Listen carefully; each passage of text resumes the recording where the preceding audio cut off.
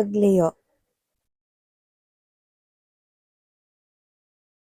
Pero kung mapapansin mo, nakatigil yung parang acting like horses dito, 'no? Nakahinto ito, 'no? So, maaaring meron ditong nag-aagam-agam na lumayo, pero parang kailangan. But for some reason, I'm not getting that it's in your energy. There's an outside energy strongly na kumakapit sa yung energy. And I think this is someone here na ang bigat sa loob niyang lumayo. Ganun yung bigat. Look at the clouds behind. Okay? This person here,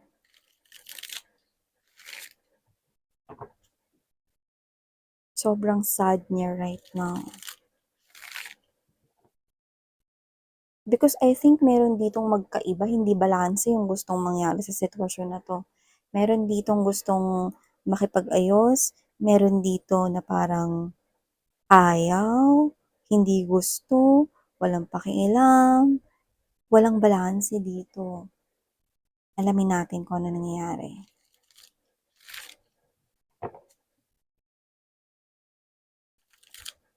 'Di ba? Tingnan mo. Someone here is really trying to balance things. Pero, hindi nagkakaroon ng iisang parehas na desisyon.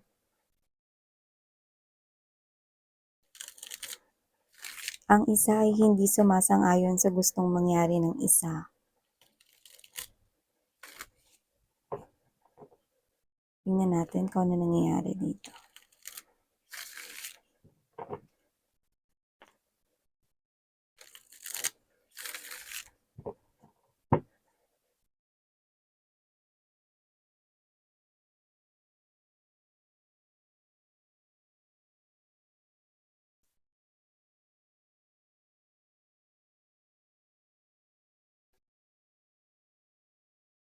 Ay, go.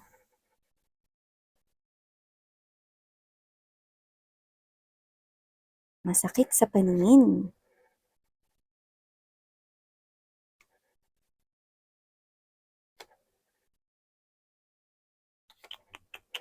Ten of Swords right at the heart of this reading.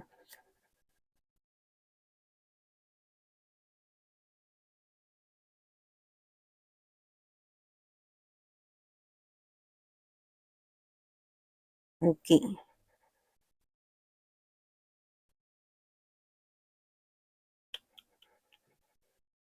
Tower right at the bottom of this reading. So before we start, let me just greet everybody. Hi and hello there, new subscribers. By the way, ako po si Yan. Welcome. Tuloy po kayo dito sa aming community. Together with my pabalik-balik na mga viewers, thank you so much for your warm love and support na binibigay po sa aking lives. Purpose. Yun nga mga babes, no, wala po tayong gender dito. Babae, lalaki, LGBT, cross-watchers. You can play roles if you want. And of course, at the end of the day, you always have your free will na free mo rin na gamitin. So, kung hindi mo pa knows, meron pa po tayong other channel. You might want to check that out at pwede rin po kayong tumambay dyan. Basta, lagi niyong tatandaan na kapag nanonood kayo ng mga readings kahit hindi dito sa channel ko, mga babes, no? Just take only what resonates. Okay? Kasi energies, no, can be flippable. Tsaka, marami kasi yung mga energies na nakukuha rin sa paligid since this is whitey, no? Yan. So, yun yung mga babes, no? So, if this is your reading, Five of Cups energy, Ten of Pentacles right here, and there's this Ten of Wands in reverse, and Ten of Swords, Heart of the reading, Tower at the bottom. You know what that means? I don't know. Ano talaga yung nagawa nitong person na to sa inyo? But this person here, ang tingin niya ngayon sa kapatawaran mo ay isang diamante, isang ginto. Mahirap makuha ng basta-basta at kailangan na paghirapan talaga. pero hindi sapat ang doble, triple, at quadruple with the Three of Coins energy to this Eight of Coins energy. Hindi sapat ang mga ginagawa niya rito na pagpupursige 'no, at pag-earn ng kapatawaran mo dahil hindi basta-basta na makukuha ang kapatawaran mo kung reading mo ito. So nakikita ko dito mga babes na someone here with the Five of Cups energy really feels devastated right now, frustrated at nabablanko ang kanyang isip dito 'no, because hindi niya alam kung ano yung dapat niyang gawin, paano niya makukuha ang iyong kapatawaran, okey? It's like a pangarap na parang hindi niya maaabot or mararating 'no. And you're saying here that with the Three of, Swords energy and there's this Nine of Wands energy, I do see that this is you. Kung ano yung ginawa niya sa'kin Miss yan, hindi yun joke, hindi yun joke lang. Hindi yun isang biro na pinagdaanan ko. Ano man yung naranasan ko sa tao na yan, hindi naging biro yung naranasan ko.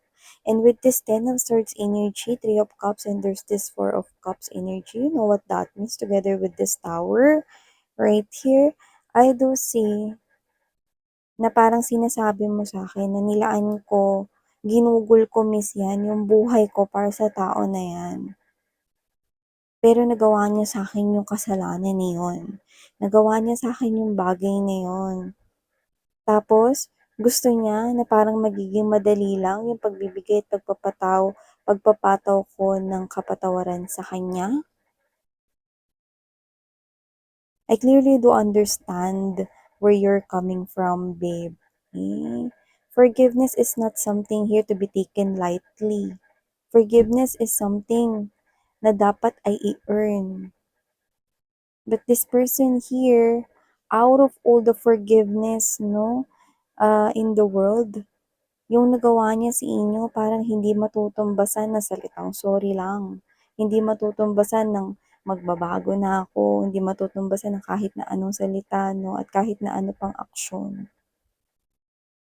So this person here is seeing your forgiveness as someone here na parang diamond, as someone here na parang gold. Mahirap na makuha.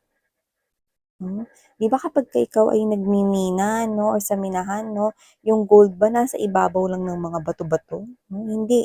You need to dig deeper in order to see the gold at kailangan mo yun hanapin, hagilapin. Pagpapawisan ka 'no at gugugol ka ng ilang araw, ilang buwan, yung iba 'no, mahirap yung makita na parang yung Yamashita's treasure, 'di ba? So mahirap makita yun kasi yun ay napaka-precious, napakahalaga nun.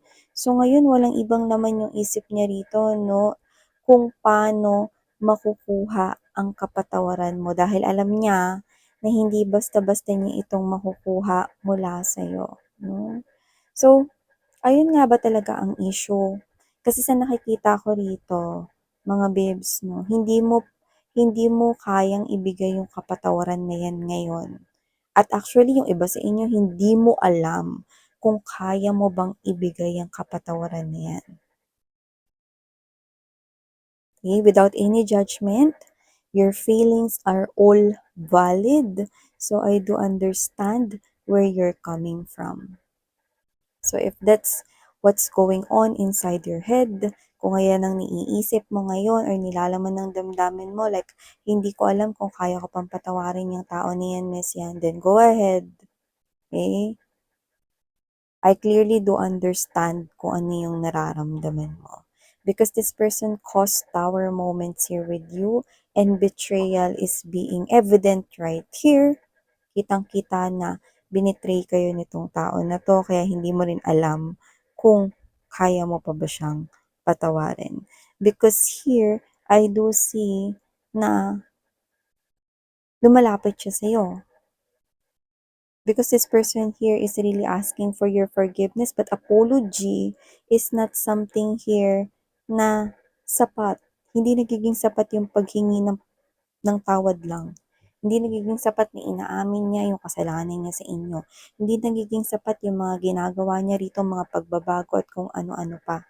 pero nakikita ko na dinodoble, tinitriple 'no, or yung iba na talagang binubuhos ang kanilang effort dito pero yung nararamdaman mo is parang manhid ka na, okey? Alam mo yung feeling na parang ano, nagsi-swimming ka 'no, sa isang pool or sa isang body of water sa dagat 'no, and then your feet start to, makaramdam ng cramps 'no, namamanhid yung mga paa mo, gano'ng klase ng energy, wala kang maramdaman, pero you're in pain. So I do see that for a lot of you, even though yung iba sa inyo matagal na na nangyayari ito, na kasalanan niya sa inyo, hindi ka talaga makalimot-limot dahil isa itong trahedya or tinuring mo itong isang masalimuot na pangyayari sa buhay mo. Kasi you're telling me na ginugol mo sa kanya yung buhay mo. And you feel like you've wasted your time. And when this person here, ginawa niya yung mali na yon, yung bagay na yun na tinuturing yung mali na yon, kung ano man yon, you feel like na parang pinatay ka rin niya deep down inside.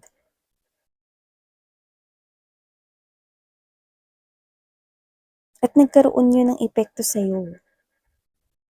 Naapektuhan nun yung health mo, naapektuhan nun yung daily routines mo, mga ginagawa mo, yung trabaho mo, yung activities mo, yung mga interests mo, nawalan ka ng interes, nawalan ka ng gana, at ang tagal ng panahon. Hindi kayo nakaka-move on pa hanggang ngayon sa pain. Hindi niyo makalimot-limutan 'tong tao na 'to even though you try to many times. But it's just that it's too painful. Hindi ko kayang makipagbalikan diyan sa tao na 'yan, Miss 'yan, dahil tuwing makikita ko yung mukha niya, naaalala ko yung ginawa niya. Tuwing maririnig ko yung boses niya, hindi ko yun kayang marinig ng paulit-ulit dahil it's such a trauma, 'no? It's such a trauma to you,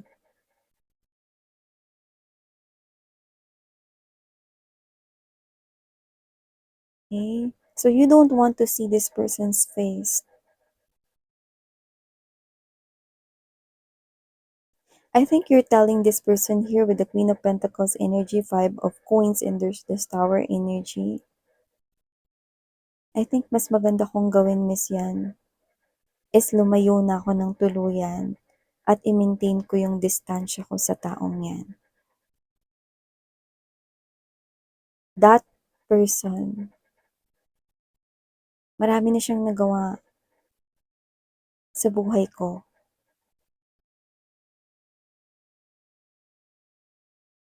At ayoko na dumating yung time na mas lalo ko siyang kamuhian. Yeah, I just heard the word kamuhian.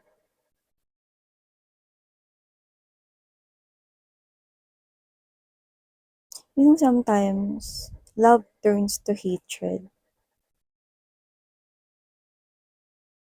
Lalo na kapagka nagsimula na parang may mga bagay na umaagaw ng atensyon, lalo na kung sa usaping relasyon. So, nakikita ko dito may bagay na sobrang nakasakit rito ng damdamin mo na parang pakiramdam mo, pinatay ka nitong tao na 'to, na yung damdamin mo, yung puso mo rito, na tinanggalan ka niya rito ng karapatan na magmahal, 'no, na magtiwala muli sa pagmamahal. Yung iba sa inyo, kung may partner na kayo ngayon, natagalan bago ninyo binuksan ang inyong puso sa iba dahil sa ginawa nitong tao na 'to.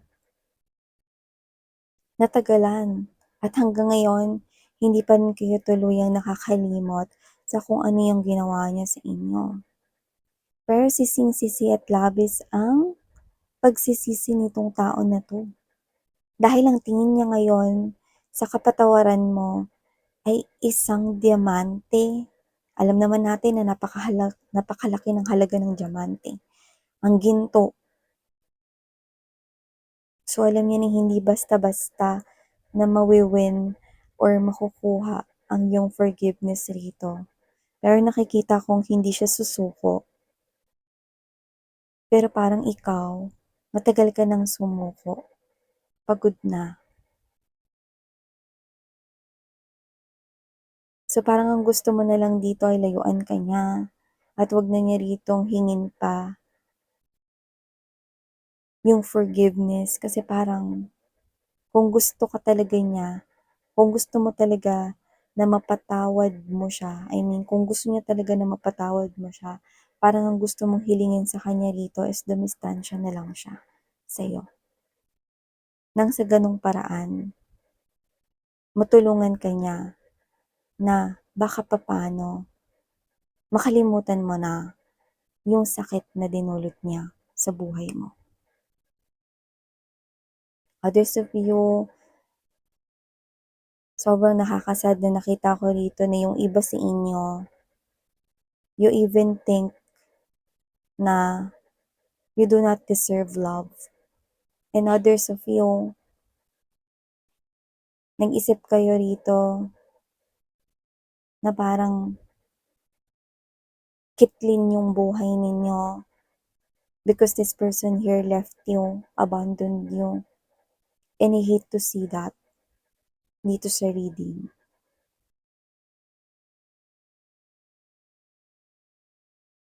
But you are strong, hindi ka nagpatalo sa lungkot, nagpatuloy kang mabuhay, you just want to be free. And this is you. You want this person here out of your life. Yung for good na. Parang gusto mong sabihin sa kanya na kung gusto mo talaga na makuha ang kapatawaran ko, please lang layuan mo na ako. Yun na lang siguro yung malaking pabor na pwede mong magawa para sa akin. Hindi ko kayang magpatawad ngayon at sa totoo lang hindi ko alam kung kailan kita mapapatawad. Pero sana respetuhin mo yung gusto ko. Sana layuan mo na ako. Yeah. I clearly felt the pain you have inside you. That even though matagal na itong nangyari, it's still painful sa'yo. Because you've led your life with this person here. You shared your life with this person here, not just the resources that you have, not just the time, but you share your buhay with this person here. So how come that this person did that sa akin, Miss Yan? I don't know. Di ko alam kung bakit niya yung nagawa sa inyo. One thing I know now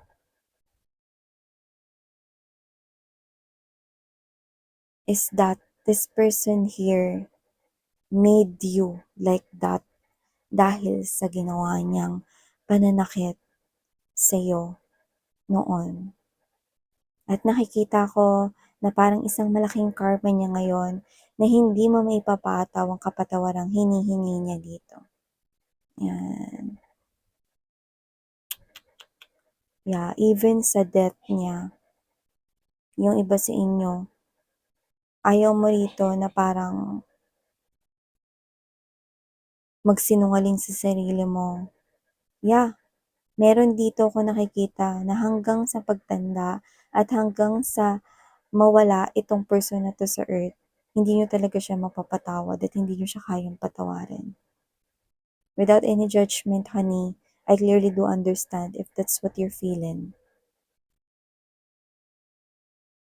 But you need to let go of yourself right here. Hindi mo naman kailangan sabihin sa kanya na patawarin siya kung hindi mo kaya siyang patawarin dito. But you need to let go of that pain for your own benefit. Because I want you to enjoy your life. Do not talk with this person here if that's what you want. Okay? Just live freely. Yung wala kang binibit-bit na anumang bigat ng loob, bigat sa dibdib mo. Because you deserve na maging masaya. Diba? Yeah. So, tama ka. Ang kapatawaran ay hindi basta-basta nakukuha lang. Ito ay pinaghihirapan pero sa kasong ito, sa puntong ito, ang kapatawaran ay hindi mo kayang ibigay or ipataw sa kanya. Hindi dahil sa hindi ka pa handa, kundi dahil hindi mo rin alam kung kaya mo siyang patawarin pa. Okay? So yeah, these are all the messages we've got right here for you, sweetheart. Thank you so much for your time here and sarang love and light. Annyeong.